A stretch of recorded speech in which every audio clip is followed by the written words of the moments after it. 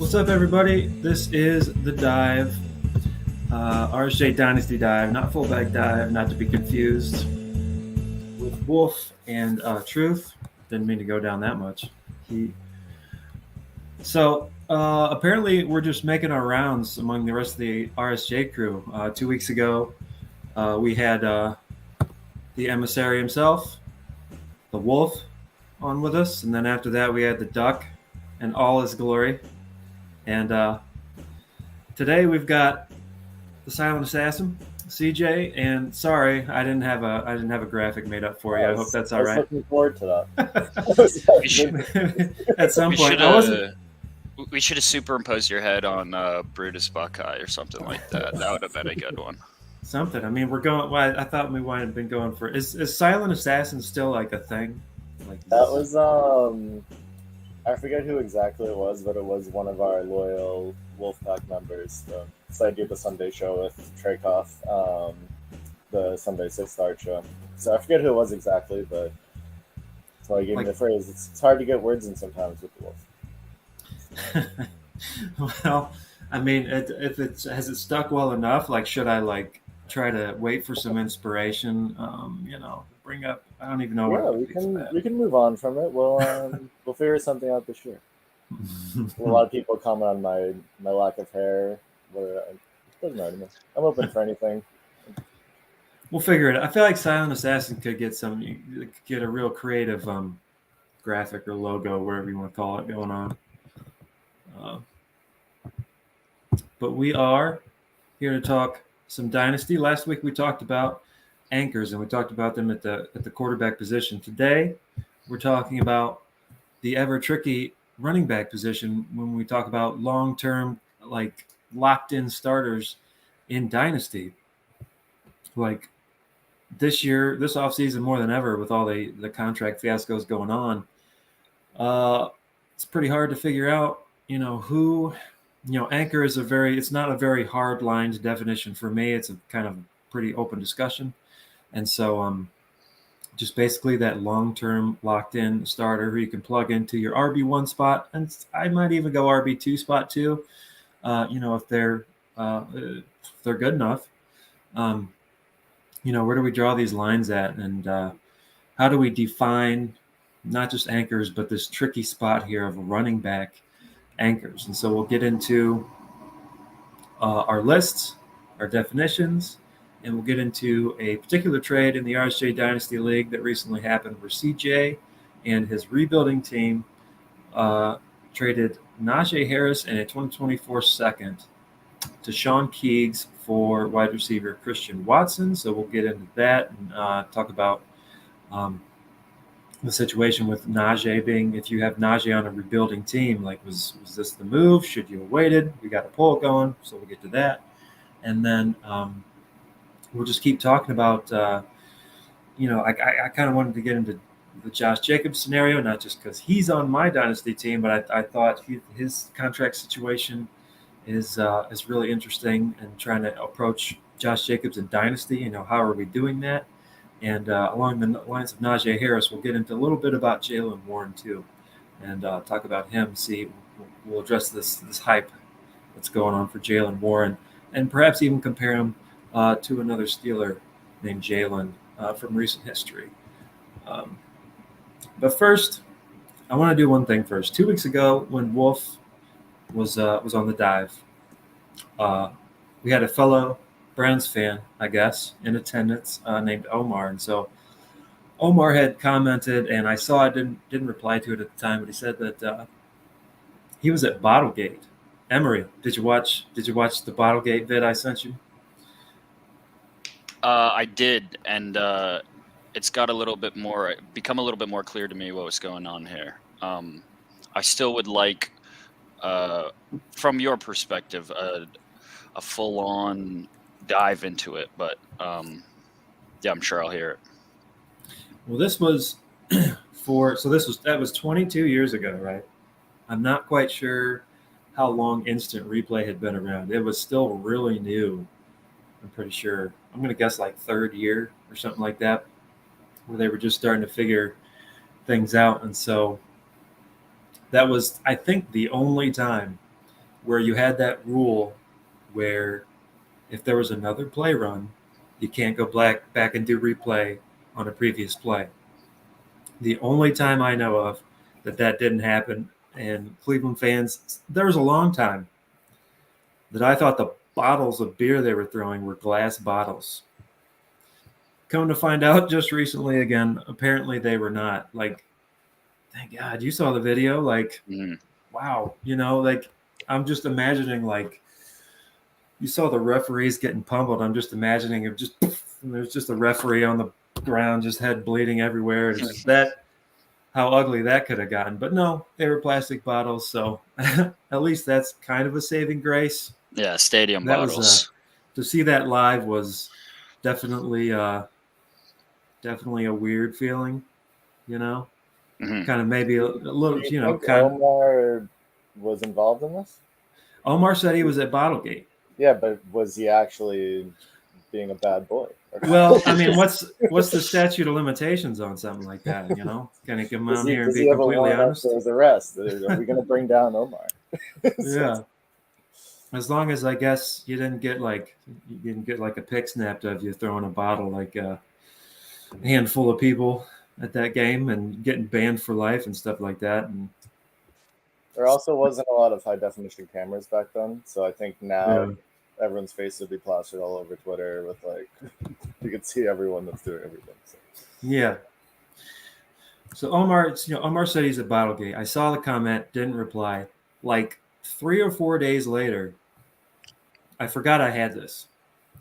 You guys ever get you guys inherit like VHS tapes from like your parents or aunt and uncle and whatever, and you just kind of got them now? Is that a thing, or is that maybe just me?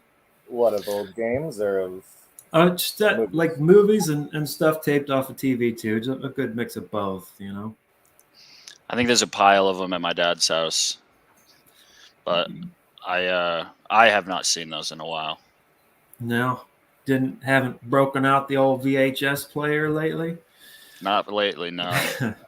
Well, so this was complete accident. Totally forgot I had this. I'm looking at there's like this gym office hybrid thing with a bookshelf in it, and I'm looking and I'm like,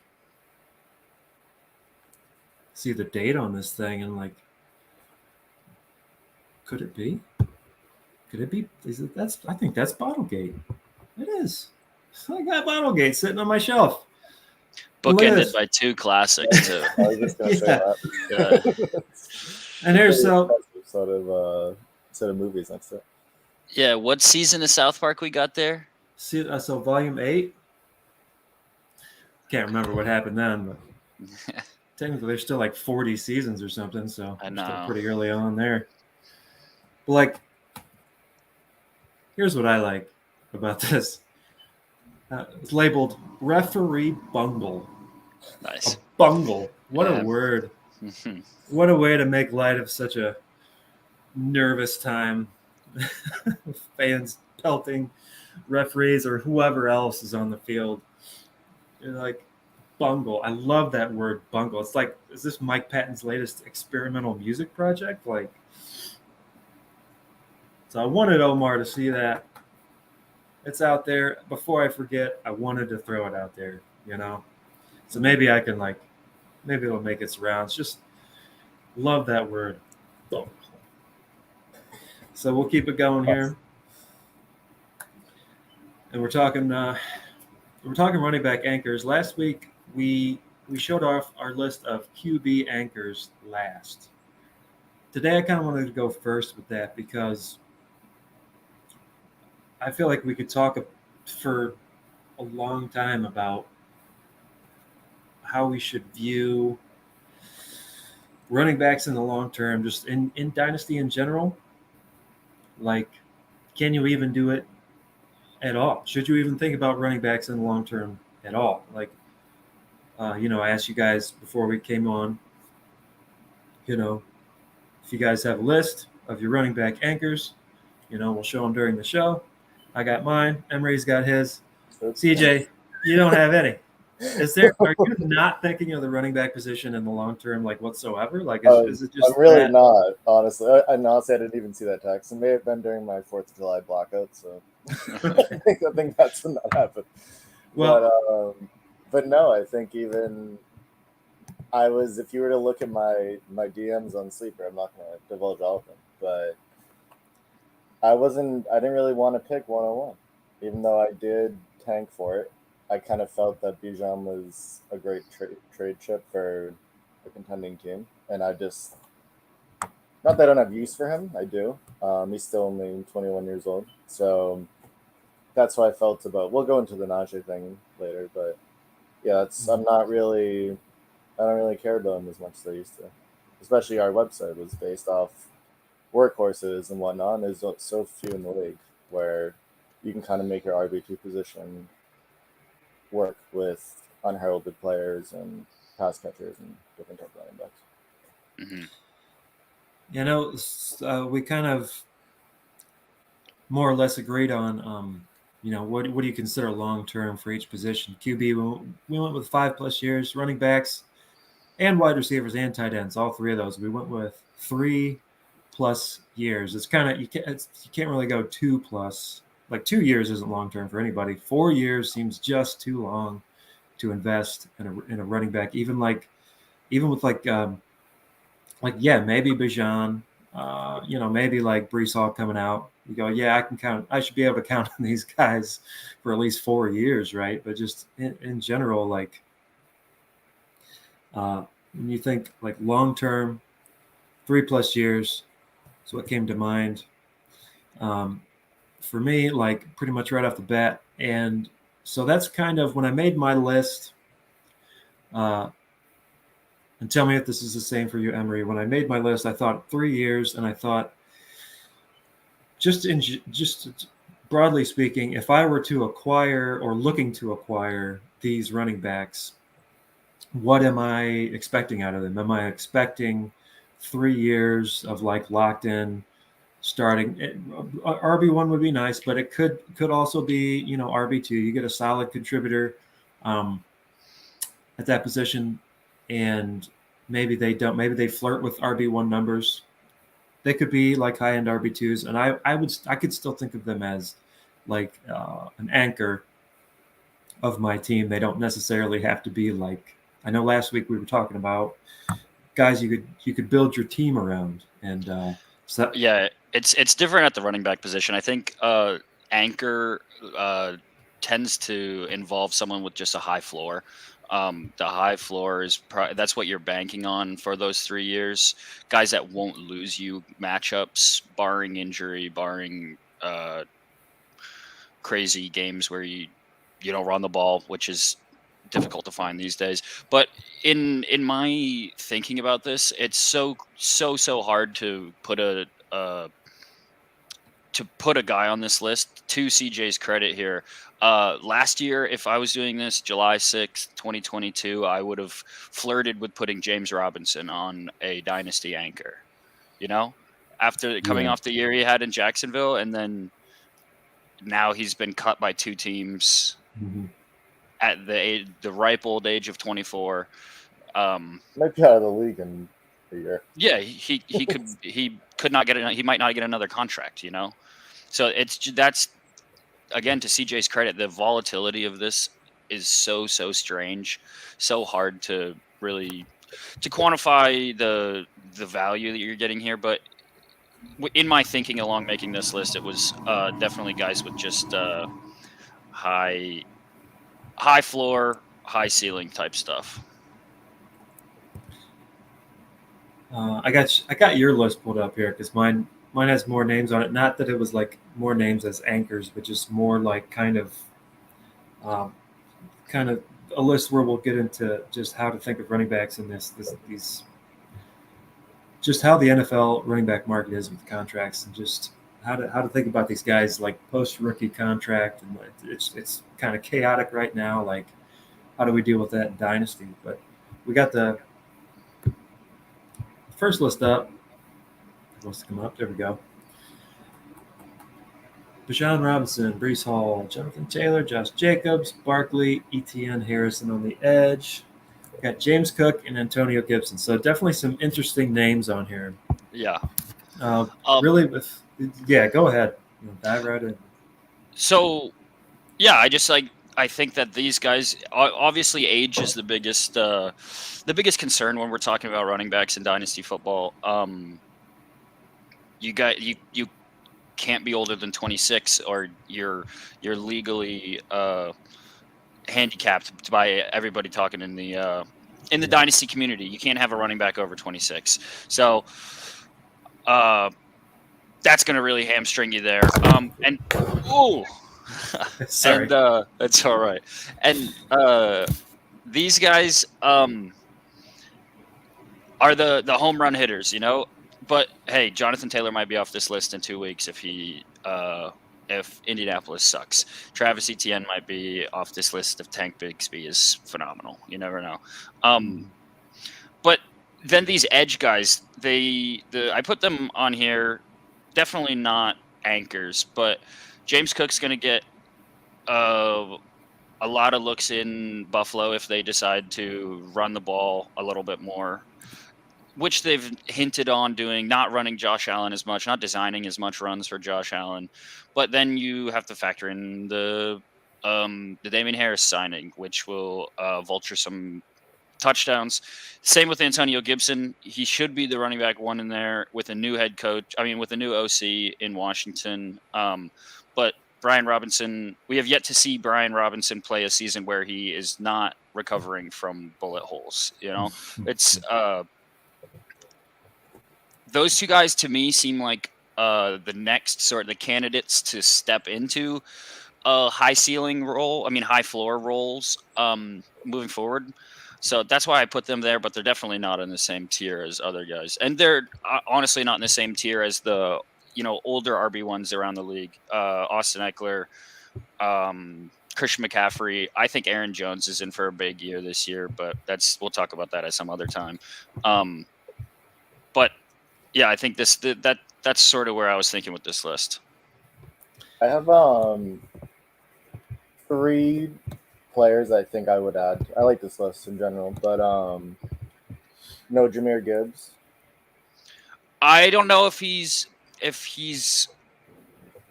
got the the 3 down back sort of thing. All these guys are 3 down backs. Mm-hmm.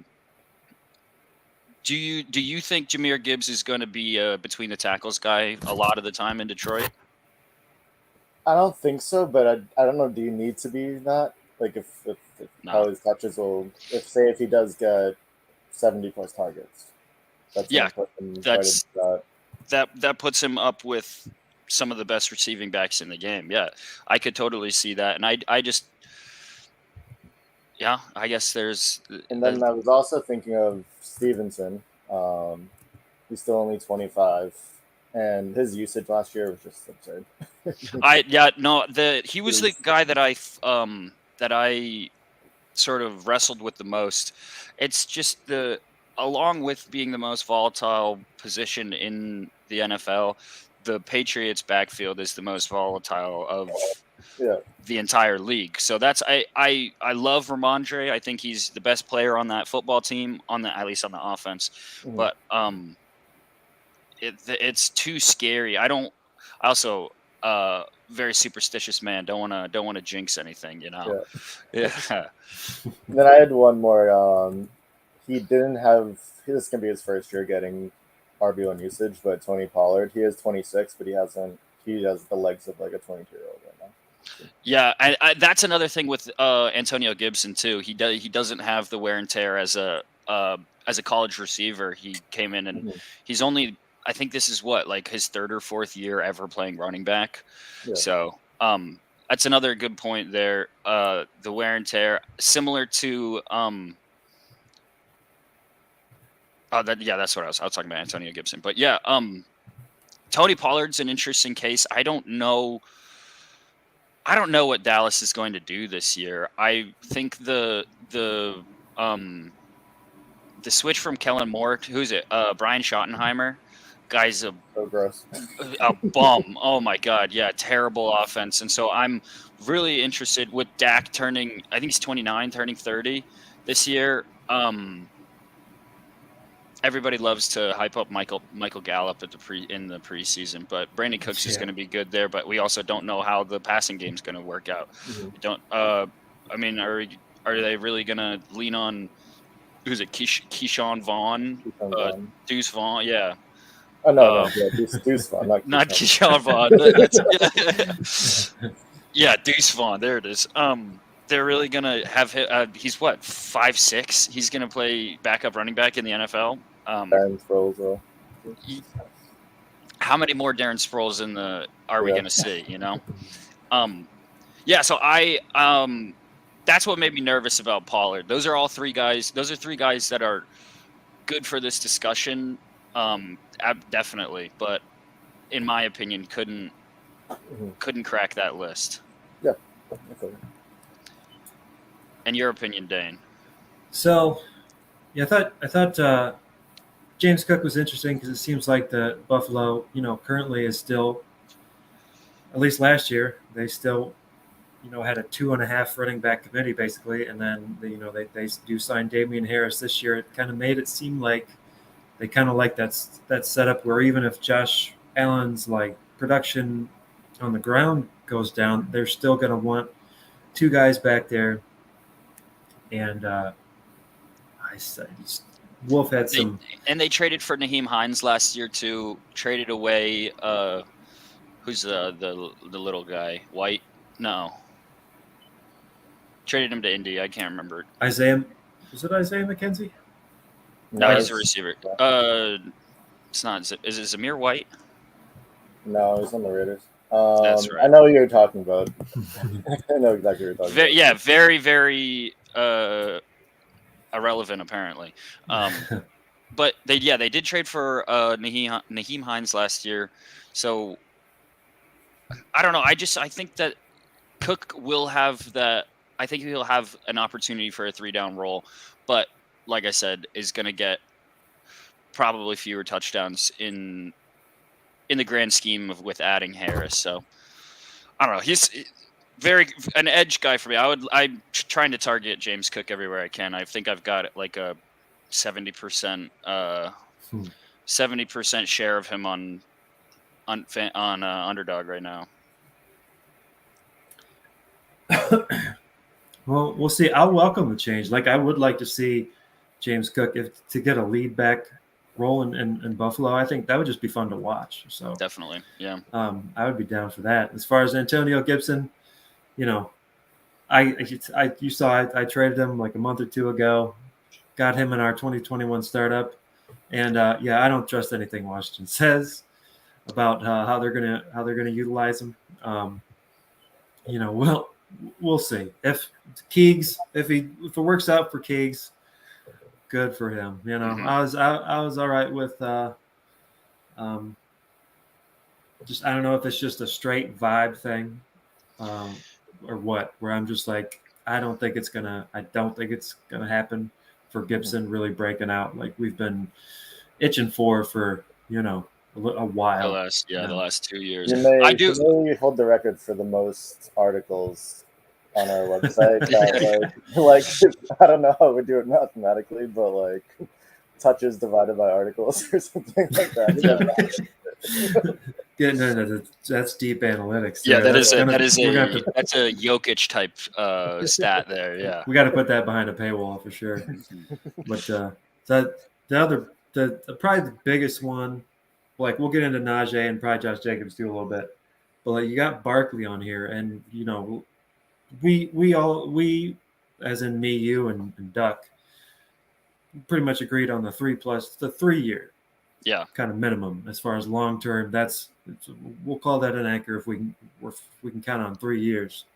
So here's Saquon. I forget how old is Saquon now? Is he 20? He's not 26, He's maybe 26. 27. Yeah, is it happening soon? Because I gotta for some reason I don't know if it's just like the injury stuff or what that he had going on for a long time. He feels old to me. I honestly think that he is the only reason Daniel Jones still has a job. He props Daniel Jones up so much, and if the Giants are going to commit to Daniel Jones, they need to have Saquon Barkley be there for another 3 years to prop him up. There's some insane stat for Daniel Jones when Saquon's on and off the field. It's like the Giants always go around making these little tiny splashes in free agency. I don't think Kenny Golladay was a little splash, but that backfired pretty big time. But I mean, adding Paris Campbell, CJay and I's Ohio State boy, interesting. They re-signed Isaiah Hodgins, drafted Jalen Hyatt, the deep threat. But Saquon Barkley Waller is going to be a monster there. Waller is going to be very good. Yeah, he is going to help, and I think that only helps the argument for Saquon's longevity in New York, alongside that the pairing with Daniel Jones. I think Daniel Jones. We talked about it when we did quarterbacks. I think Daniel Jones is not very good at all. But Brian also helps a lot. Again, yeah, it's. That all of that goes into my reasoning for Saquon being on this list. I feel like with Saquon, we've just known about him for so long since like high school, and he's had so many touches, like Penn State, now here. It's just like he's just been around forever. Plus, he has missed 2 full seasons, so he's at running back the age of 25 season wise. It does come with major ankle injuries and major knee injuries, but he doesn't have as much wear and tear as a guy like Dalvin Cook has, who does miss miss a fair few games too. Yeah, I was going to talk about Dalvin Cook, how he's only 27. Last year, Wolf's projection was the RB1, and I picked him, I think, at 11 in my hometown draft, and that was a disaster, and now he can't get a contract. Yep. Yeah. It's just kind of, he's like the example of like why running backs are just so tough to see in Dynasty. Yeah, and can't forget about Kareem Hunt either. Like it just fell off, and Zeke just fell off. Yeah. Fournette. That's crazy. Fournette was another guy picked real early. He was the number 4 overall pick. Yeah. So, but I mean, Fournette is 28. Helped prop up Tom Brady last year too. In the last 2 years, he was in the some thread that I saw. He was the only running back in the past 10 years to be top 25 in targets and not finish as an RB, in the top 5 of RBs or something, which is crazy to me. I don't know if that's the exact stat, but sounds good to me. Say again. It sounds good to me. Yeah, right. Anything else on this list before we get to mine? Obviously, we are hoping that Breece Hall bounces back and comes back this year. Sounds at good full so far. At full capacity. Yeah, it does. Everything sounds good. He might not be 100% week 1, but is probably going to be on the field, Yeah, no hiccups for him, and really hoping for my sake, mostly, that Jonathan Taylor returns to that top tier running back. Yeah, there were 2 other younger guys with injuries, with Javonte Williams and J.K. Dobbins, who also I think could jump into the anchor area at the bottom. Agreed. Yeah, that it's. I really like Javonte Williams in his rookie year, and really like that. Obviously love JK too. After watching him all the time in Ohio State, but I really hope both those guys come back. But they're not anchors by any means at this point. Yeah. Well, see what Dan? I'd have to say we gotta zoom this in, because this illustrates just how much trouble I was having, just particularly with contract situations. You want to make it full screen? I think we got. Yeah. So let's do it up like this. Yeah. Let me if I can do Move like it, because scroll up a little bit. You're at Jonathan Taylor up top. we gotta zoom out a little bit for now just to see the obvious ones. Yeah, Bajan and Brees Hall, and I got Jonathan Taylor up there. I do have Gibbs. Normally, I like to see a little bit first. You know, a little bit of production first, just to go off that before I consider like someone like a long-term locked-in starter. But with Gibbs, it's like I feel like they're gonna, from the Lions' perspective, they were so excited to get Gibbs and get rid of DeAndre Swift, and it's a little beyond me.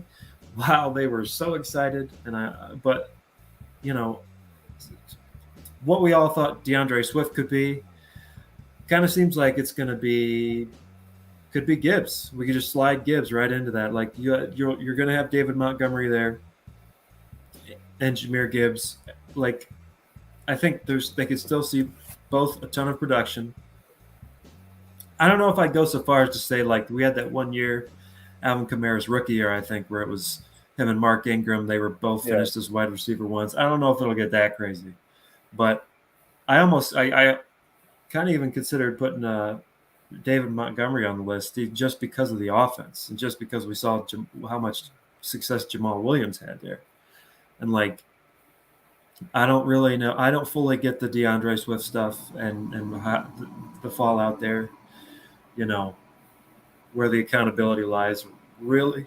But like, if Gibbs is the guy that they were so excited to get, if he's actually that guy, I kind of think like I'm willing to put him on there right now, locked in at least 3 years. Give me Jahmyr Gibbs and probably at a RB1 spot because I don't know. Maybe he won't get that much utilization, but I feel like if the Lions front office is already thinking Gibbs is an upgrade over DeAndre Swift, then yeah, give me Gibbs. I got him on the list. I got Javonte on the list. This is I know there's some uncertainty with Sean Payton there. I think the ceiling there is that Javonte could still absolutely explode with Sean Payton there. So I'm fine with the uncertainty. Like I said, I'm willing to. If you want to be a high end RB2 for 3+ years, I'm good with that too. I'll call you an anchor. I'll set you and forget you in my dynasty league every week. So got these guys in the yellow, just with these contract fiascos. Clearly with Josh Jacobs, Najee. He's in his 3rd year. By the time his 5th year comes around, what's going to happen? JK kind of in the same deal. JK's in his 4th year now, though, right? Yes. He's only 24 though, I believe. Yeah. So that's an interesting one. I don't off the top of my head know the Ravens running back salary cap kind of tendencies from recent history. And then Miles Sanders is an interesting one to me because I feel like Frank Wright is not afraid to utilize the guy. Sanders is 26, oldest guy on this list, I believe, for me. And just signed a 4-year contract. But again, it's the damn contract concerns. After 2 years, or after 1 year, his dead cap hit, if they cut him, is $8.5 million. After 2 years, it's only $3 million. So by that time, he'll be 28. A lot can happen. There's, who knows what the Panthers kind of look like by then, what their backfield kind of looks like, if they find somebody else that they like, to where they're just kind of, and who knows, like Sanders is another guy who doesn't have a lot of wear and tear because of his utilization in Philly, but it's enough to where, seriously, if his dead cap hit was $8.5 million in 3 years, I'm probably unquestionably putting him on this list because they went and got the guy. It really wasn't they didn't really wait. Yeah, he was one of the first big name signings of the free agency period. And I still feel like he can be utilized. He can he could get a lot of volume for this team. Yeah, I mean, Donta Foreman was a RB2 for the last eight weeks of the season last year. I made the bold prediction in my home league that Donta Foreman would be a league winner, and I was trying to up his value trading mainly, but I almost flipped him for 2. I almost got 2 seconds for him last year. So, but alas, I mean, yeah, that offense with a new coach, with Frank Reich in there, a rookie quarterback, Miles Sanders is an interesting sort of conversation here because it was last year a fluke. I mean, he hadn't scored a touchdown in like 2 calendar years before last year, and he has his best season. He's coming off his best season by far in the league. Has always been a productive guy to a degree, but he's also one of those guys that you're like, God damn it, Miles Sanders. When you see those like 3.2 point weeks where he's just like bottled up, got 9 carries, and then nothing happened. So I don't know. I tend to steer clear of him personally, but it's an interesting conversation, at least for sure. I think that's the Philly backfield. That's pretty much why. That's the main reason DeAndre Swift is on this list, because I just think that's a Philly scheme thing. Mm-hmm. I think it's also think of how many touchdowns Jalen Hurts stole from him from your 1 yard line. Seriously. Yeah. I don't think the Panthers in general is such like a weird dynasty team because they're young and old and they're like they suck. Yeah. But like I don't know if they're like a lot of them are washed. I don't know what's going on with them. Someone's got to catch passes. I just want to avoid that entire thing. Yeah. Someone has to catch the passes, though. I mean, yeah, this is purely volume. This is purely volume based, really. I would put Miles Sanders on here, just purely on volume. The guy could be an easy RB, like a high end RB2, I think. Yep. Yeah, I think so. Yeah, I'm. You got me thinking about Saquon Barkley. Thinking of him as an anchor again. I don't know. Again, it's hard to put my finger on why I'm just not so willing to commit to Saquon for another 3 years. Like if Josh Jacobs gets his contract, sign me up. I think the guy could still be 3 years. I think you can lock him. Maybe not lock him in. I mean, that's a big claim, but like I would count on him for another 3 years of RB1. And in 4 years, he'll be 28. I think he could still flirt with that kind of thing. I just think he's, if we're buying talent, he's shown it.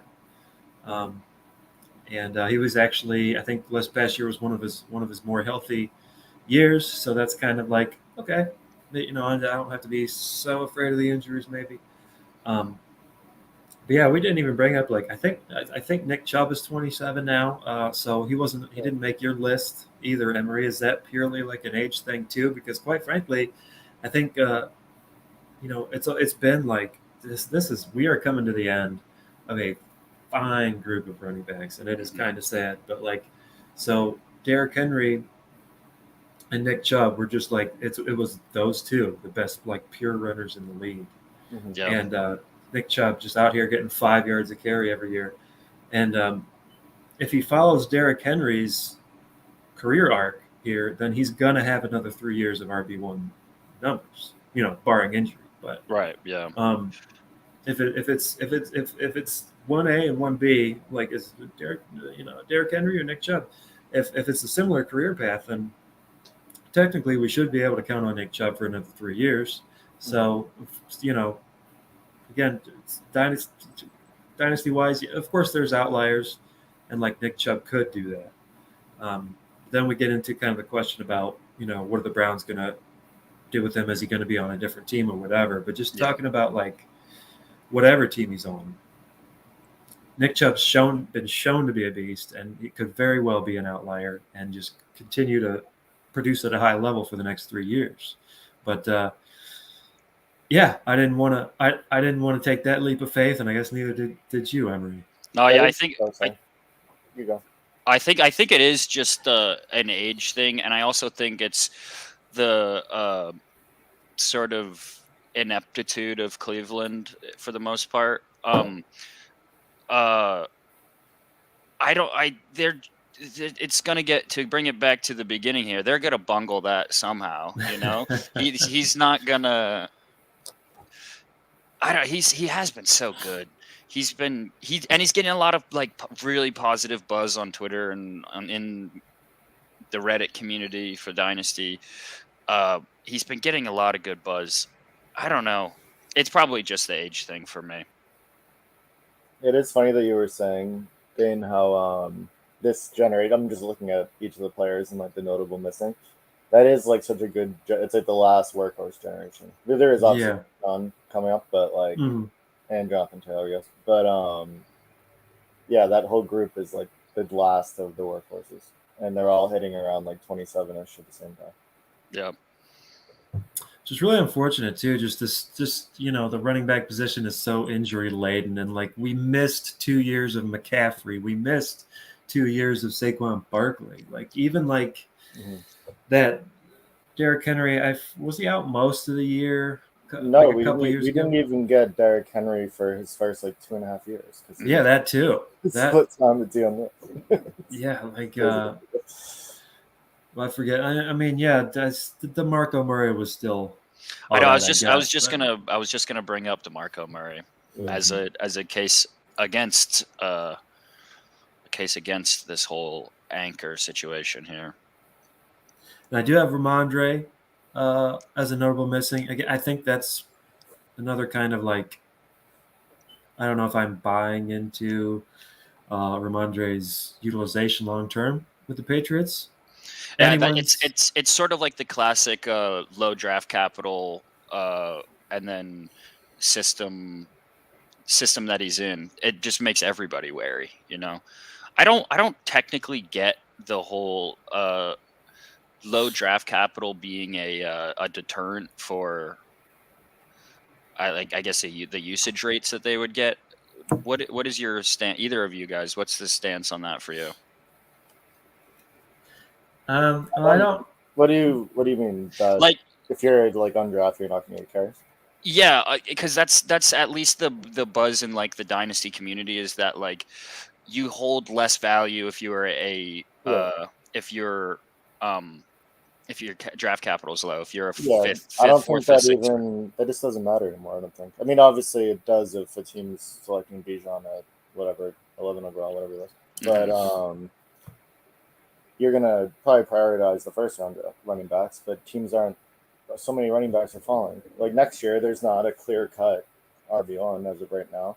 No. And probably the first one will come off the board maybe in the second round or third round.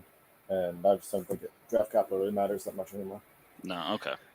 Are we talking about day 3 capital though? So where did Ramondre go? Because I think he was a fourth or fifth round. Yeah, I think fourth maybe. Find it. He was in the fourth round.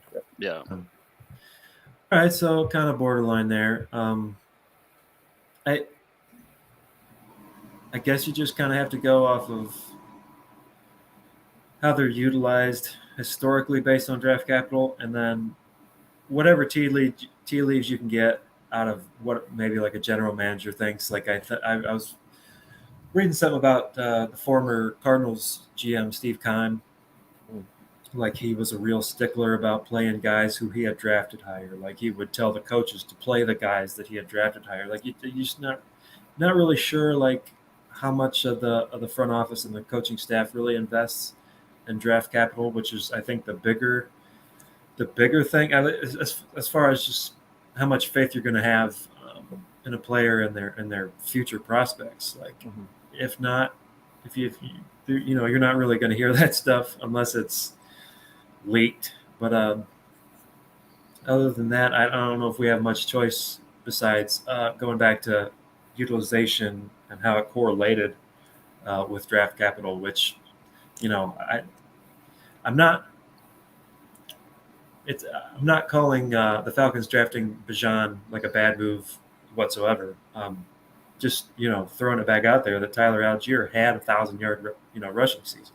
Yeah. Last year, he could probably still be he it seemed like he could be starting running back for the next like 4 or 5 years for this team, just playing a lead role himself. But I know they're trying to utilize multiple running backs there, so it's if they want to upgrade from Cordero Caleb Patterson. Hunter, Yeah, Cordero Patterson was a legitimate fantasy player on that team for 2 years.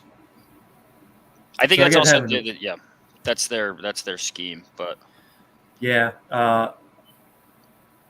And they also drafted a tight end they don't even use in the top 5. So.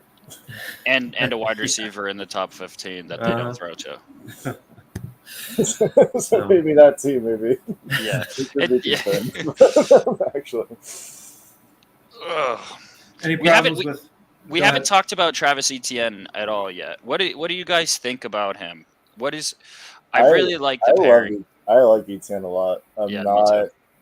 I'm still gonna be in on him. I don't know why everyone's all of a sudden like on Tank Bixby. I just was never. He was highly recruited, but I was never like blown away by him. I know his team sucked, but I loved Etienne at Clemson, and I'm just surprised like his lack of receiving usage he got last year. Mm-hmm. But someone that I would buy low this year, especially in Dynasty and redraft. Like I'm not going to shy away from him because of Tank Bixby. Just something I'm not going to do. Yeah, he's 2 years out of the List Frank that he had. Yeah, and I feel like that running back with the broken foot is kind of an issue. Absolutely, yeah. It's sort of job description, right? Like. Yeah, exactly. You want 2 healthy feet if you're going to run on the field, but I think just him having a full season under his belt, I like him a lot next year, and I'll gladly target him in drafts with him falling down and everyone, the Twitter community especially, shitting on him all the time. Mm-hmm. I think that's it. We'll talk about this a little bit later, but we could make that same argument for Najee Harris too this year, this upcoming year. But Dane, your thoughts on Etienne? I like that. I like that we both had him on our list. Yeah, I'm not buying the. What's the opposite of hype? I'm not buying that. Sleeping? I don't know. Couple of linguists who got him. Right. Like it's just the way the community makes it sound is just like Etienne, just like why is it just so bad all of a sudden? It just doesn't register. And maybe we're all fucked up and it's going to be but it's just it hasn't absorbed in any way.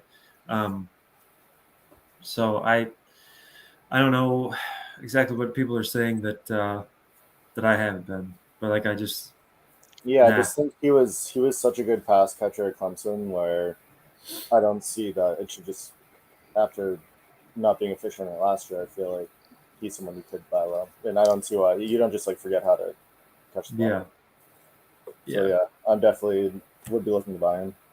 And we're still talking about like 1 season removed from Urban Meyer, so I feel like there's still a little bit of like transitionary kind of stuff with last season, to where like if the Jaguars offense just blows up and goes like 2 or 3 levels up from where they were even last year, like I wouldn't be surprised. It's just that Urban Meyer year was just such a fucking mulligan to me, Yeah, that's why I'm going back to like when I did the Trevor Lawrence trade. I just felt like they were just, him and Etienne were just so good together, and them being drafted by the Jaguars together. I just felt that there's just such untapped potential there, especially with Doug Peterson. Yeah, definitely another fun team to watch this season. Mm-hmm. And I don't know. I'm rooting for the Jaguars to be good. Just I don't know. They had a pretty bad stretch there for a while. It's nice to see them their arrow continuing to trend up. Nobody seems to dislike me leaving off Cam Akers off this list, so with a word that he could like be the lead back again for the Rams. We're not really buying into Cam. No, guy stinks. Yeah, I'm not a huge. I know if Duck around here causes shit, but I know. I wasn't really a huge fan of him as a rookie, as whatever. Just someone that I just don't really care about, and someone's not going to be on my team. If you think we're crazy out there, please tell us in the comments, because nobody's here to argue about Cam Akers being left off the list. So, any final words before we move on off of our anchor lists here? Oh, I think I'm good. All right. Sorry, I didn't do the homework. That's all right. I thought you didn't you? I think you texted and said you didn't have any. I thought that was on purpose. Like that was your statement. Yeah, I have my list is blank, guys. Come on. Why are you? I created one as we were talking. And we talked about. I know I talked about bringing up like Josh Jacobs is a good example of just like the NFL running back market fiasco and how to. We can talk about him a little bit, but I do want to dive into this Najee trade, really more than this. But so, just using the RSJ Dynasty League as a background, right? If you've been watching and following along, I kind of went into not like a rebuild with my squad this year, more of like a retooling. Just wherever I thought I saw some good value, I was just going to get younger. And so that kind of means now Josh Jacobs is like old on my team. He's like an old guy on this team now. So, and it's kind of like, again, if he had that contract, great. I'm fine, totally fine hanging on to him. And he's probably a hold regardless, even though it's like, take the contract situation from Jacobs, just don't even worry about it. He's still a pretty polarizing player.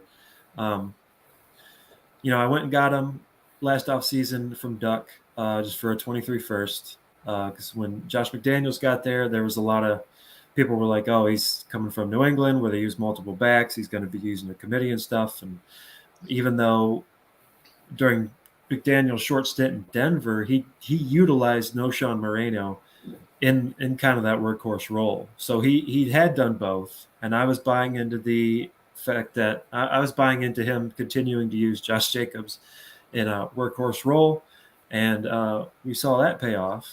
And so now we're sitting here. Here's this workhorse running back. I think it was like the RB3 last year in half PPR, who is having trouble getting a long-term contract with Vegas. Not signing. He still hasn't signed his franchise tag tender, right? No. Still talking about holding out. Yeah. And so now we have dynasty teams out there where it's like, what are we supposed to do? What do we do with this? I think the fortunate thing with somebody like Jacobs is that you can probably afford to just hold him in case he does get that long-term contract. I don't know what did people do with Lev Bell when he held out? I was just thinking that, like, do you think? I feel like after that he fell off so hard that running backs are not going to ever sit out again. Like they'll say they will, they'll skip training camp, all the hard stuff, but they'll be there week one. Yeah, I really didn't think it was going to get to this point. After the Le'Veon Bell thing, I was like, other running backs aren't going to let this happen, and it still seems like they are. Like Barkley still hasn't. What's his current status? Yeah, he hasn't. Same thing. Yeah, he hasn't signed either. I just can't see them. Maybe just like, I don't want to go to training camp. I don't feel like busting my ass for this lack of a contract. But I'll be there week one. Is what I'm not really afraid of any holdout. No, and I think guys, we talked about it a little bit earlier. I'm going off on a little tangent here, but guys like Zeke, guys like Dalvin, guys like Fournette, those guys are going to be the ones that skip training camp and then just stay in shape and enjoy the last little bits of summer and then go score touchdowns on Sunday. Just a tangent there for me, but yeah. I'm with you there.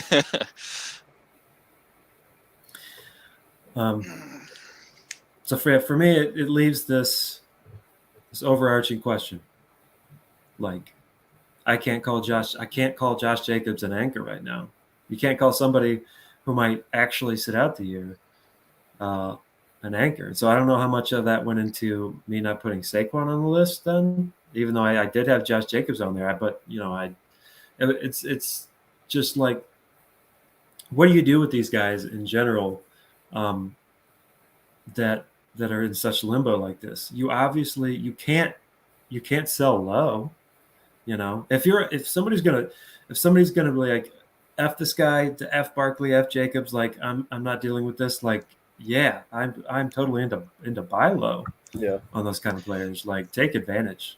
But you're not gonna sell any of those guys, Barkley, Jacobs. You're not gonna sell either of those guys for anything less than a first and a starter. In Dynasty.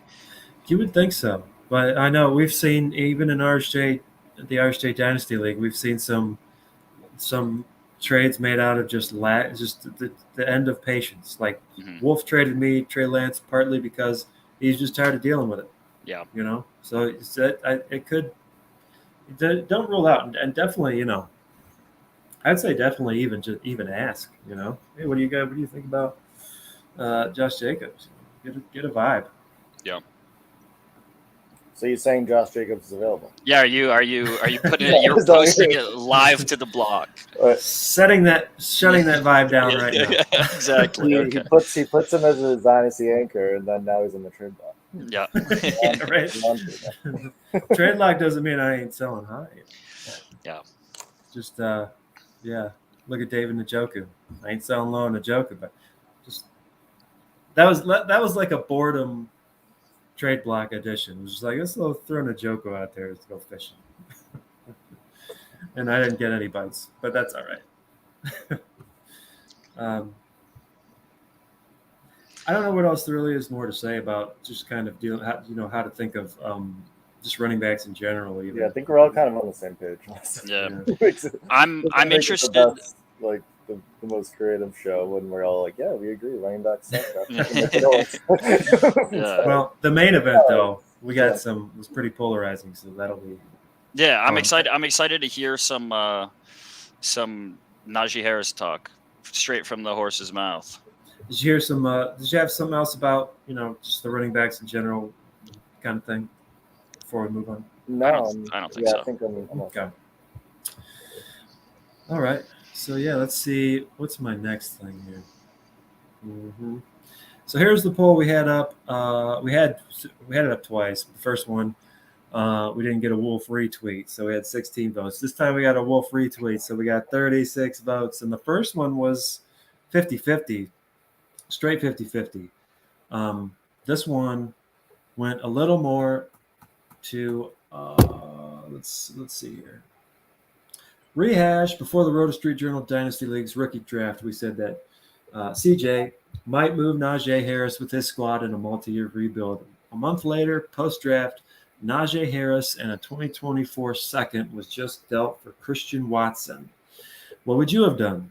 And we had 55. We'll just call it round up to 56% of the voters said they would have done Najee and a 2024 second for Christian Watson. 44% saying they would continue to hold Najee even though they're in a rebuild, and I guess ideally try to hold out for a better deal, I would think. So yeah, I'm kind of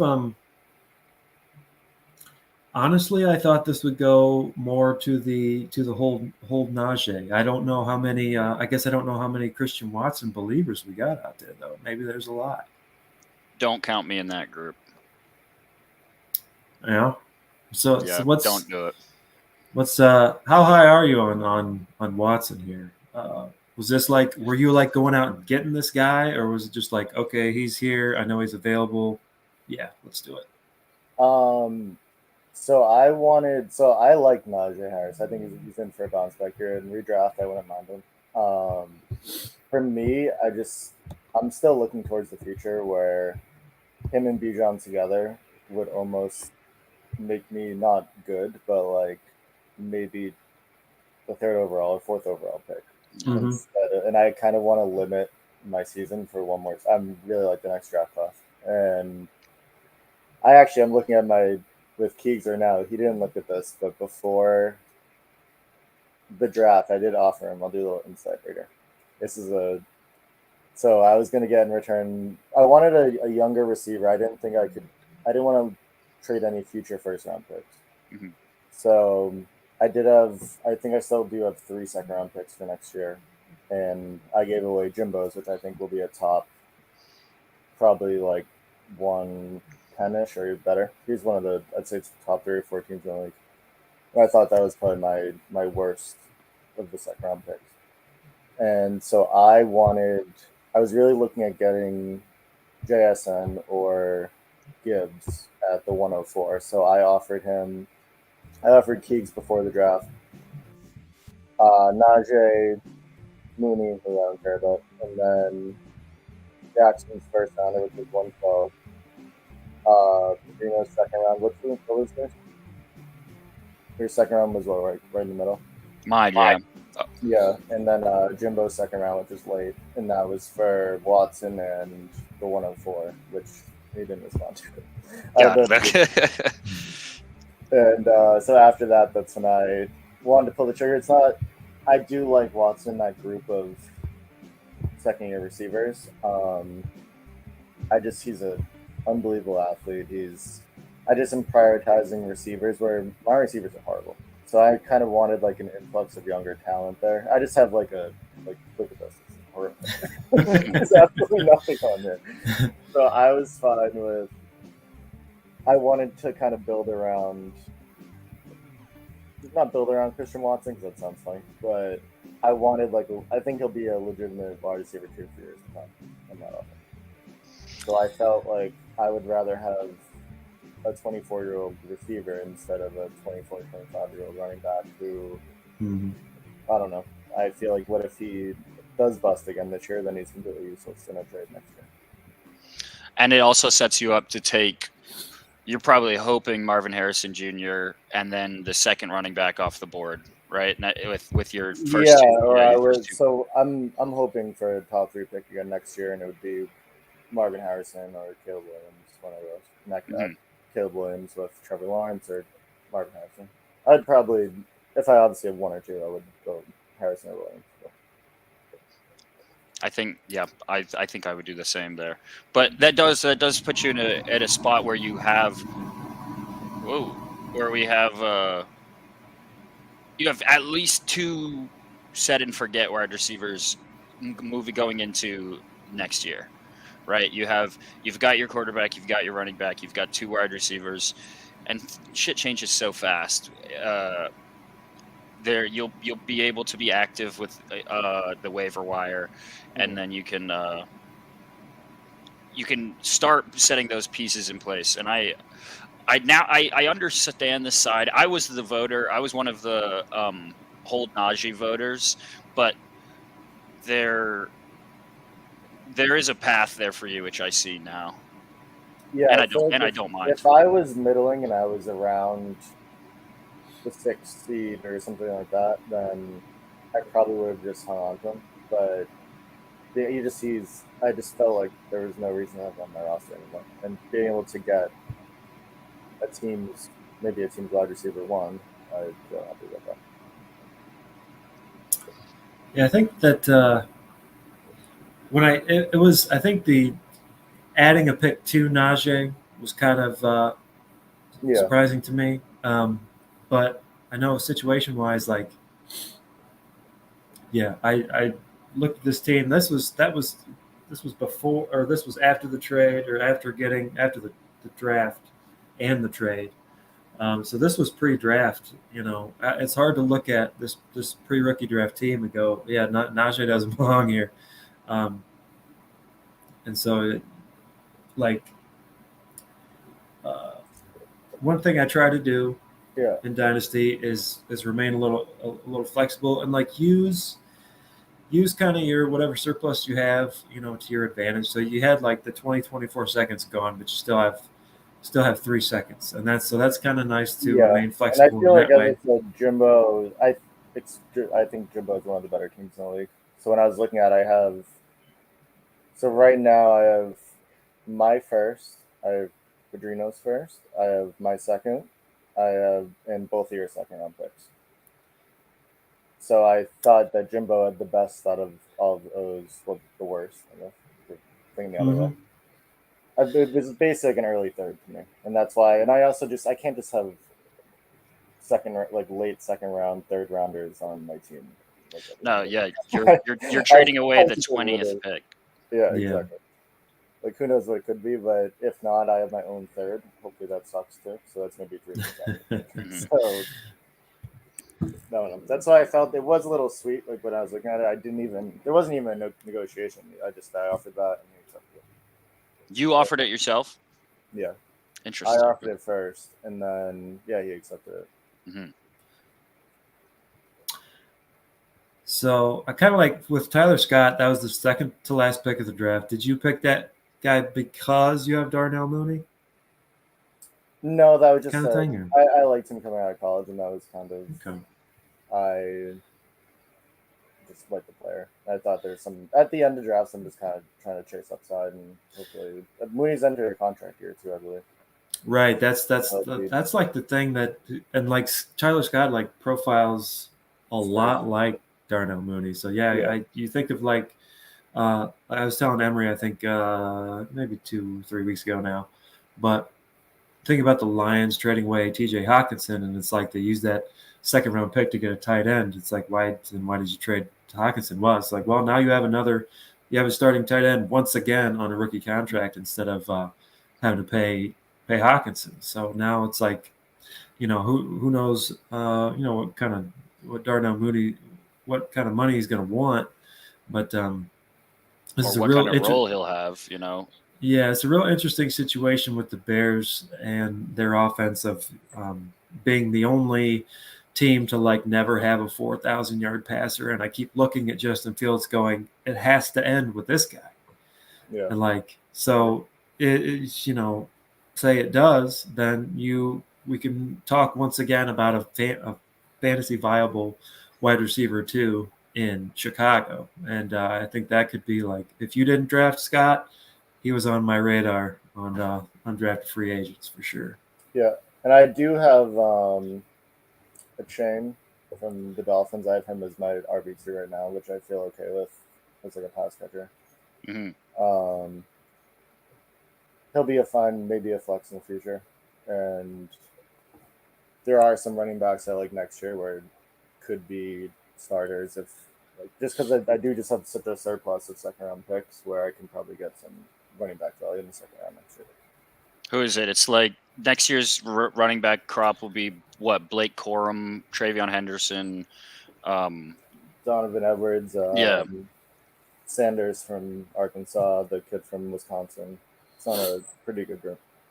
Yeah, not terrible. So, and I can also, especially with these picks too, like maybe get someone one of the older bats, I guess, that are entering a 26 year or 25 year that with some of these picks. Yeah, say you go out and win your first 3 games, you could flip one of those seconds for. Yeah, I don't think I'd be starting a team next season. Fair enough. Yeah, you'll continue to sell at that point. Oh yeah. But yeah, I feel pretty good about it. I wanted a young receiver to kind of build around. I have no like viable youth receivers, and I needed to get one in return. And I just don't think I could have gotten like an Olave. I would have had to give up a first and probably a first with Najee. I am a little surprised that Najee didn't. I always kind of thought, like I looked at the squad pre-rookie draft, I'm like, I don't know if Najee is probably going to get moved, but I guess subconsciously I always kind of thought Najee was going to be on the block first, and I would know if he was available. Apparently, yeah. So I was looking for a group of receivers, and I felt that Keegs, especially where he's taking over a team that isn't his, I thought he was someone that would have been like a good trade partner because they weren't drafted by him.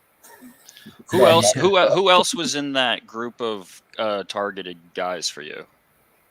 It was mostly the second and third year receivers, but I also didn't want to give up more like a first round pick for like Drake London or Olave, and obviously Yeah. the table. I feel like I missed out on that entire class. Unless Sky Moore pops, I did have Sky Moore, but I'm just also not a huge fan of Sky Moore. But so yeah, him, and the rest of my receivers, it's all guys that are just. I was trying to think in my head, like, if I was making this move, who I would go after, and I guess that's about it. The second and third year guys, maybe someone like, I don't know, could you get DK for Najee straight up? Probably not. I'm definitely not someone like Amon Ra. No, definitely not. No. I was trying to think. DK was the first guy that came to my mind. I'm gonna do a little bit of looking, but Dane, what about you? If say you were in that situation, are there guys that you would potentially target outside of what we've talked about already? If it was me, Najee would have been on the block. I would have been advertising. What does everybody got? Like, I don't. I guess I don't know how big of a demand there is. That's what I was thinking too. Like, would people care? I mean, also our trade block is such a mess. It's just like random. They'll just be random days. It's been worse. And they just like throw out like their 5 best players, and then I roll around and start sending out ChaseMG P Ryan and stuff like that. That's never good. Yeah. It's one of my biggest flaws as a dynasty player. What about we know how like Michael Pittman? Would you prefer Pittman over Watson or? Yeah, I love Jordan Addison in a situation. That's someone I would like, but that's also who's just freshly drafted. That's someone that probably would have been tough to. I would have taken Pittman. Yeah. What about T Higgins? What are you adding I like to T Higgins better, but I think he's like a. Do you think that's the value? Like, you think you could have gotten someone like T Higgins? Not without giving. With that. Okay, yeah. What about multiple seconds though? If you're talking about if you're adding two seconds maybe instead of 1. Yeah, that's true.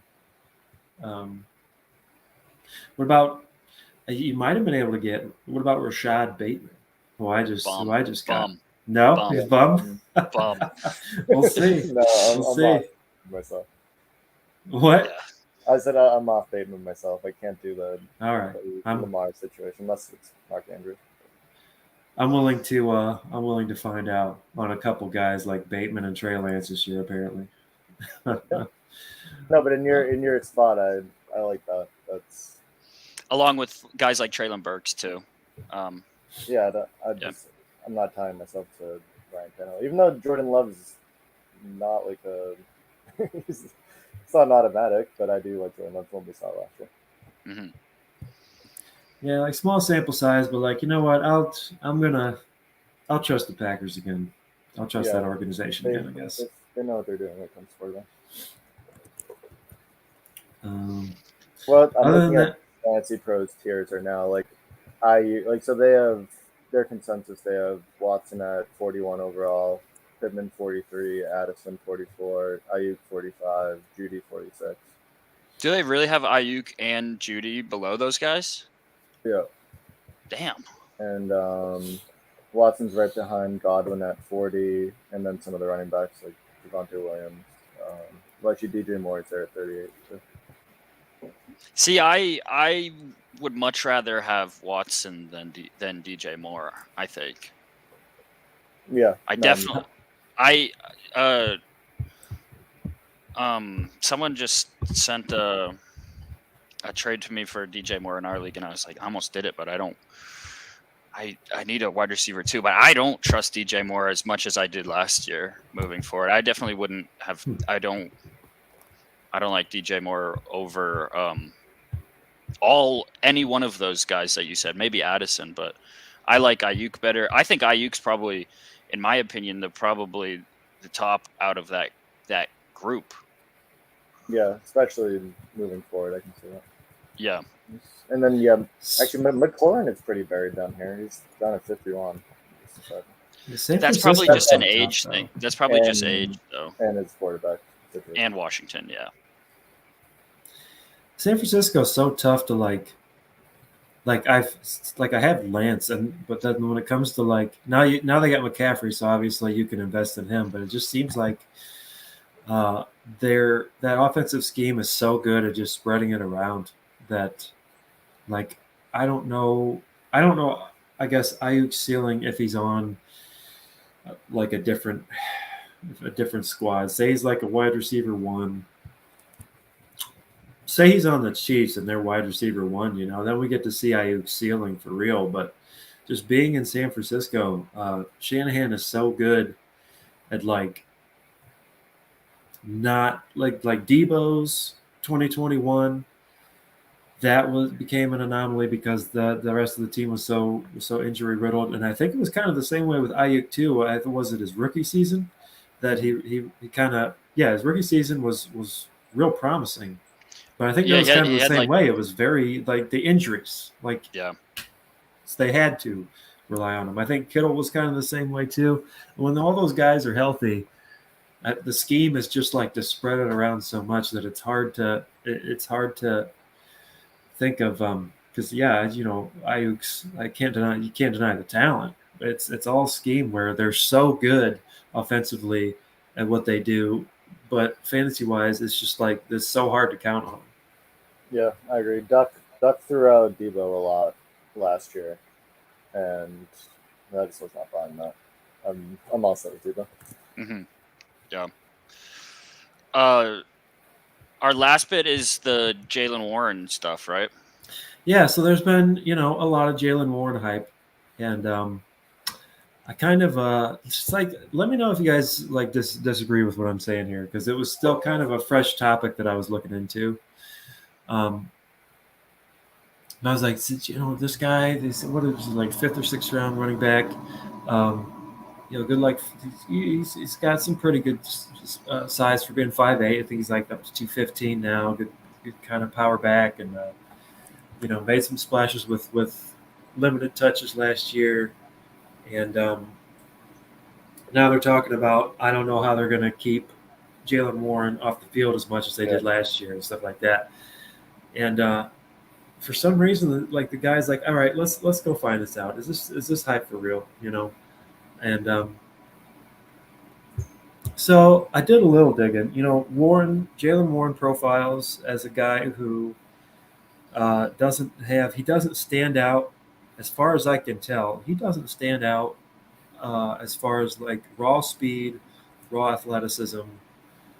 Like some of the guys who will be drafted day 1 and 2. So I don't know how much that went into his draft capital. So I know he did a lot with limited touches last year. He was undrafted, by the way. Was he? Okay. Yeah. Okay. So this is it started me thinking about another second year back in Pittsburgh in 2019 who was also named Jaylen. Mm-hmm. If we all remember Jaylen Samuels, and if we all remember his pre-2019 hype, Jaylen Samuels was getting a ton of hype too because he had a very productive rookie year on limited touches. So let me just bring up some of the stuff I was looking at. I'll save that one. Where is it? Here we go. So yeah, let's bring this right up here. Oh, do you know what I forgot about him too? I site searched Jaylen Samuels, and of course some of these headlines are hilarious. But I forgot didn't he also have tight end eligibility when he first came onto the scene? I feel like he did, yeah, because Warren and Samuels, so they had pretty different roles. I know Samuels was bigger, a bigger build too, but I can't remember if he played tight end in college and was He did. Oh yeah, no. So I do have an article. Let's see what that was. Yeah, it was me actually. December 2018. So James Conner owners his backup Jaylen Samuels they kind of listed as RB2V on Yahoo. And so that when I think Conner was banged up around the end of that season, that's when everyone was like, oh, we can get who's the original Taysom Hill. Yeah. Here we go with 2023 Jaylen Warren's, like, he's talked about like he's one of the best handcuffs in the league going into the year, just like Jaylen Samuels was going into 2019. And so I got some numbers here. Jaylen Warren is a rookie. Like, this hype's kind of warranted. 4.9 yards a carry, yards after contact per attempt, 3.08 yards. 28 catches on 32 targets, so really efficient on the targets. High catch rate, 1.24 yards per route run, and 24.5% of his yards were breakaway yards. Okay, here's Jaylen Samuels 2018 as a rookie, 4.57 yards per carry, 2.63 yards after contact per attempt. So, to Warren's credit, he's got missed tackles forced, and he's got this yards after contact thing going for him that Samuels didn't. But 2018, Jaylen Samuels, a better catch rate than what we saw from Jaylen Warren last year, getting 26 catches on 29 targets. I think he had 3 scores too. A better yards per route run, 1.53, and a better breakaway yards percentage, 34.4. So here's another guy, Jaylen Samuels, I believe was a day 3 draft pick. And these guys just, how can you not like get into the narrative sometimes with these guys when they have these kind of rookie years on very limited touches? It just can get you salivating about what could be if they get like any kind of workhorse role, or if they're, that gives them one of the best handcuff kind of labels, to where if the guy ahead of him goes down and this guy gets like 65% of the snaps, like here's your RB1 handcuff right here. Well, I don't know if it was just an off season of tape that teams got or what, but so Jaylen Samuels didn't jump off the page either as far as raw athleticism, raw speed, or anything like that, just like Jaylen Warren really doesn't. And in his second year, Jaylen Samuels went from 4.7 yards per carry to 2.62, 2.42 yards a carry in his 4 starts. Now, it's worth bringing up, that was the year that Ben Roethlisberger got hurt for the year for his elbow week 1. So they were going with like Mason Rudolph and Duck Hodges and shit. The Duck. Yeah, but James Conner, this dude was hurt with one thing or another constantly the entire season. I forget how many games he missed, like 5 or 6, whatever. James Conner could still muster up 4 yards a carry in that Mason Rudolph, Duck Hodges-led offense in 2019. And you saw yards after contact fell to 2.21. Yards per route run was similar, but zero breakaway yards for Jaylen Samuels in 2019. So, that's kind of the thing that sticks out to me clearly. Obviously they're 2 different guys, right? But if there's so much hype going on with Jaylen Warren right now, you have to consider all angles. And CJay, you shared with me that was an interesting article from Player Profile diving into before was it like right before Jaylen Warren was drafted, they got some they were doing some efficiency metrics with Jaylen Warren, and like it was an interesting article, but then like you go, well, he hits 100% of these metrics as a pure runner. It's like, okay, that's cool and all, but like look at the riveting names on this list who met their metrics. Like like sad that Darius Geist, like, yeah, he could have been a thing. I was actually a Kenneth Dixon believer there for a minute too, but like what's I just pulled up Warren Sharp back June 29th, so this last week. He said even when you isolate only runs versus light boxes or versus heavy boxes, Warren was greater than Najee last year in yards per carry, success rate, EPA, and explosiveness. And then there was a Steelers beat writer on 93.7 The Fan who said Jaylen Warren can be just as good as Najee Harris. I think he can be just as good in this offense as Harris. He's the more dynamic player. Yeah, so this is worth throwing out there at least, right? Because again, Samuels was a little different type of roles that they were doing and stuff like that. But like, I I don't have any kind of numbers off the top of my head about these rookies that come in here on limited touches, and they just really get everybody thinking about what could be, and then they just flame out. Like I don't have that kind of any kind of numbers like that off the top of my head on how often that happens. But how much are you guys buying into Jaylen Warren and how much he could eat into Najee's workload over the next 1, 2, however many years? So that wasn't even really part of my thought process during the trade. I wasn't afraid of him. I wouldn't. I mean, if we are talking Dynasty, it's someone. But right now, his hype is too high right now to even. It'd be. What do you think you could get him for right now? Like a third or something? I don't know. I don't know. Shit, like I think D'Lo. I think D'Lo has him. Yeah. Maybe D'Lo should put him on the block. Yeah, I feel like right now would be the time to strike, or especially Yeah. when Najee will probably get rested a little bit during training camp, and then he'll probably turn heads and blah blah blah. We'll be writing articles on him in Roto Street. Yeah. He'll have the greatest opening drive of week 1 preseason, and then will be the backup for the entire year. I'm not buying much of the hype. I think in my home league, I was trying to move back in the rookie draft, and I had 207.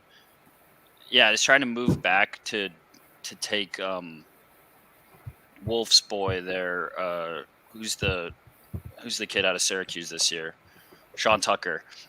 Trying to take Sean Tucker, and I was offered 207 I was offered Jaylen Warren in like 306 for 207. Like moving back 1 round in a draft was what he was worth. So I don't know. Yeah, well, it's not worth much a week ago or 2 weeks ago. Huh. Yeah, I wonder in our league what it would take to get him. But right now, yeah, you're just overpaying at this point. So it's someone I'd stay away from at this point. You can always go.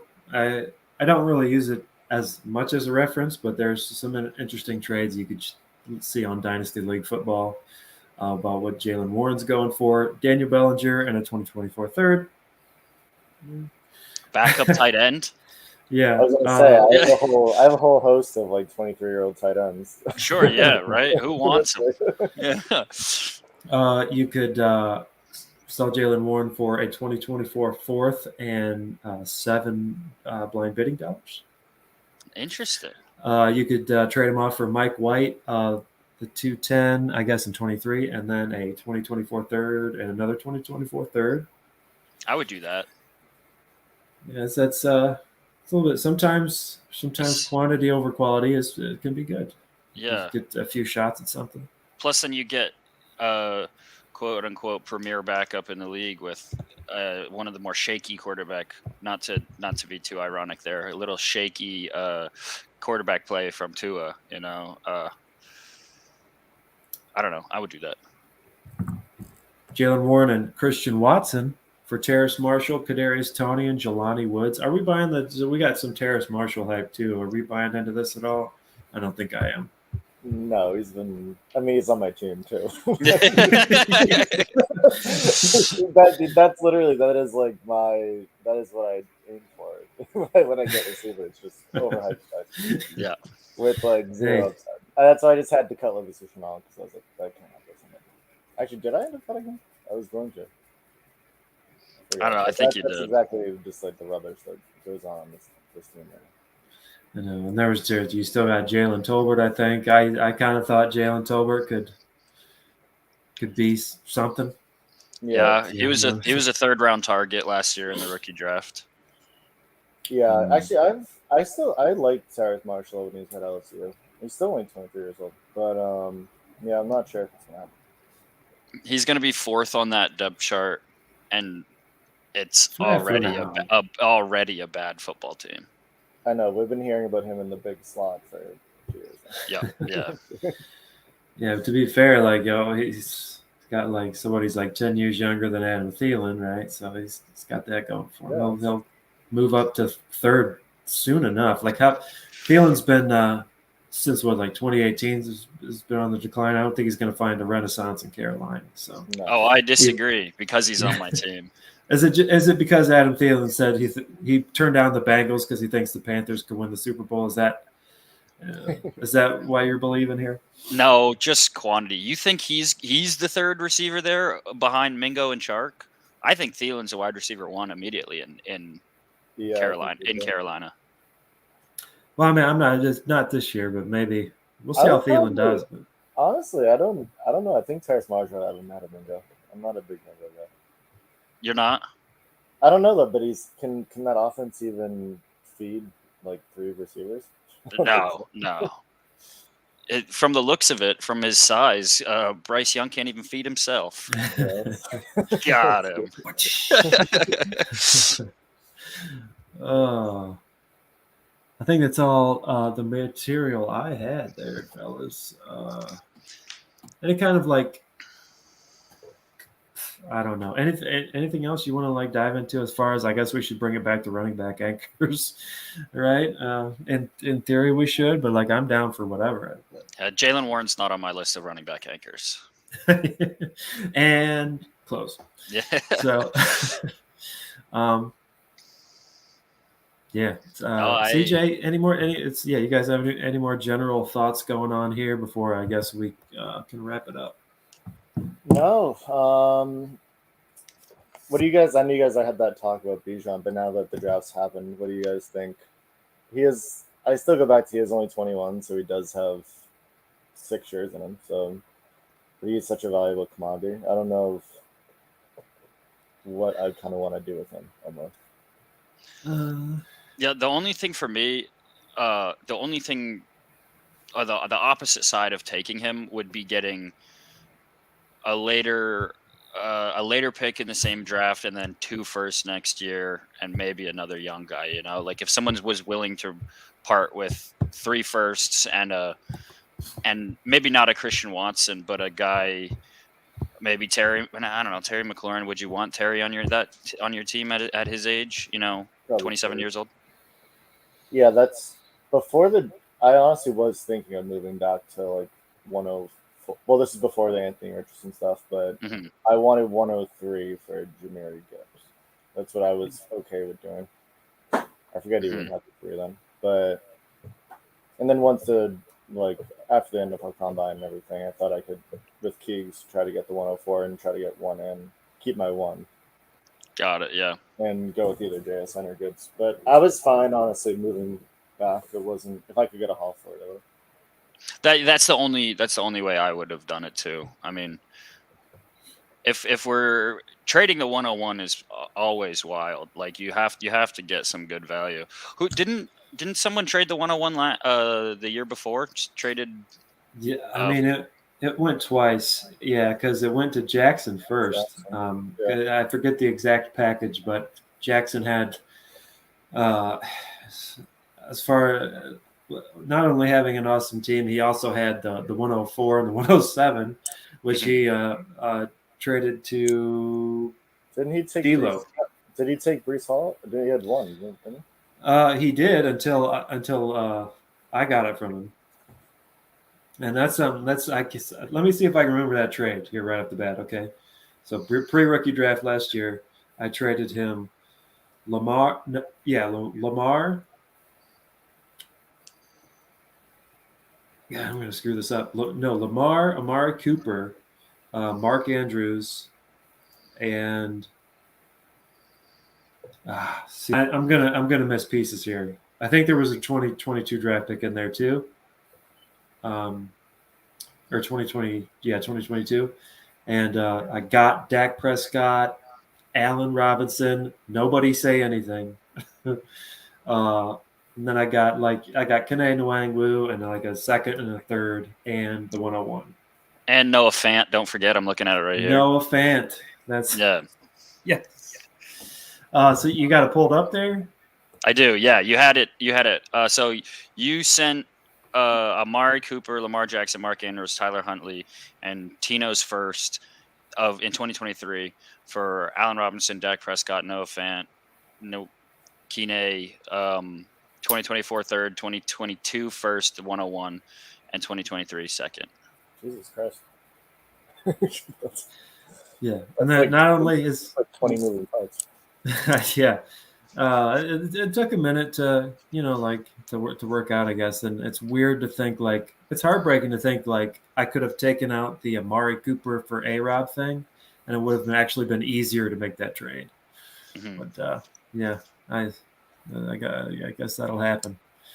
But yeah, so I would even think it's still Hall territory with Brees, I think.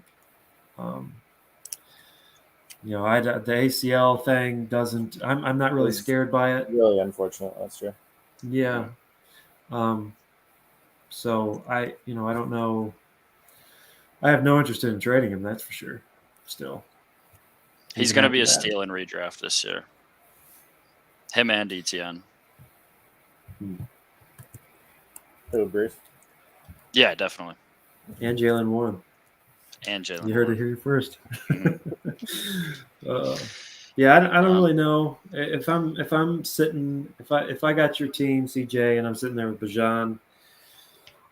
I think I'm just I think I would just be enjoying having them first. I know you're always supposed to be. You're not supposed to cut off avenues to get value on your team, but when you've got a guy like that, that just makes a team fun to have, even if you're not quite in contendership yet or anything. But I forget the exact trade. I did offer Duck 101 for Jamar Chase straight up. I need to really?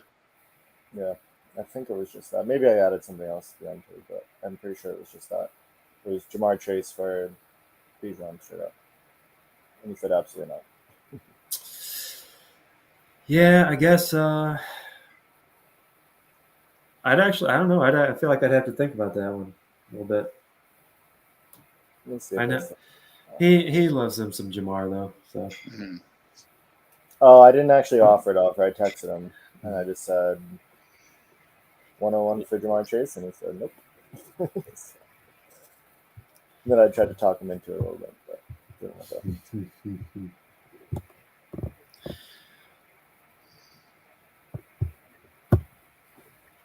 Well, I think nobody's got anything else. We could wrap it up. So I think running backs are going to be, as far as anchors are concerned, in deciding who they are and how we utilize them on our dynasty teams. I think we've covered the most difficult position. Yep. And, in a very lively hour and 40. Yeah. Who's coming on for the tight end anchors? I don't know. So, Wolf came on because we had that Daniel Jones for Lance and Mims trade. So he came on for the quarterback anchors one. Or no, he didn't. Duck did. Because he had that trade with Patrick Mahomes. Standalone episode about trading or something, right? It was. Wolf was post draft. It was post rookie draft talk. Yeah, it was that, but we were also. I think we might have just centered it around that Daniel Jones for Trey Lance and Mims trade. But yeah, Duck was here for the quarterback anchor, so that made sense because he had traded away Patrick Mahomes last year, so that was kind of a big obviously in redraft. It's you're thinking Patrick Mahomes is the anchor of the quarterback position, so you're trying to basically stick with him, I think, in redraft more than you are in dynasty, where no one is sacred, compared to what you're doing in redraft. But so we had Duck with his trade with Patrick Mahomes, CJay trading away Najee Harris, big, when you're talking about who's a running back anchor and who's not, obviously Najee is right there in the discussion we're talking about. So we have to find somebody. Maybe I'll have Tunes on because we had that Treylon Burks for Rashad Bateman and Dwayne McBride. You can get Keegs. You gave away Christian Watson. Yeah. Maybe it would be useful. It's valuable to rehash that. Jackson would be a good one too, just because of the way. Yeah. And we could get Jimbo for tight ends because you traded him Travis Kelce. So Yeah. Yeah, we could Jackson have had. with the trade chart too would be a good one. uh-huh. Kind of how he does the trade chart and whatnot. He actually needs to get that up soon because he needs some papers. Yeah. But make the advertisers happy. Yeah. Well, CJ, thank you so much for joining us. Thank you. It was wonderful. I enjoyed absolutely. Always fun. Even though it is the position I cared the least about, but Yeah. it's interesting to talk about. Mm-hmm. Any last words there, Dane, before we shut her down? Now it's got me thinking about what's my least favorite position, because I have so many of these. I'm like addicted to fringe roster running backs apparently right now, with Jaleel McLaughlin and Generic Prince and Dwayne McBride. So I think I might be the antithesis. What's maybe that's not the right word, but I feel like I'm always gunning for running backs. So maybe that's tight end's definitely the worst position now. If you don't have hate Jesse, tight end. It's just horrible. I'm trying to petition for my big league to get rid of it and just do flex and just add another flex spot. No, tight end premium wouldn't make it better. Yeah, I don't know. Just gonna trot out some random tight ends again. But I always pick the wrong one. Yeah, this is the year Irv will break out, though. I'm right there with you. Yeah, this is Irv's. Yeah, Mike Gesicki. Yeah. Oh yeah. Well, if anybody who stuck with us throughout the whole damn show, thank you very much. I don't know if Toons was here for this one. I didn't see any of his comments, so we usually at least got him going on here, but that's all right. Next week we should absolutely be bringing up wide receiver anchors. Another one that's going to be probably easier than running backs, but still there's probably going to be a lot of discussion about who crosses that line into anchorship for us in Dynasty, and how we utilize wide receivers. And yeah, that's about it. Alrighty. Well, if nothing else, that is the Dynasty Dive signing off, and we will see you next week. Yep. Thank you, guys. We'll be chatting later. Until next time, sir. All right. See ya.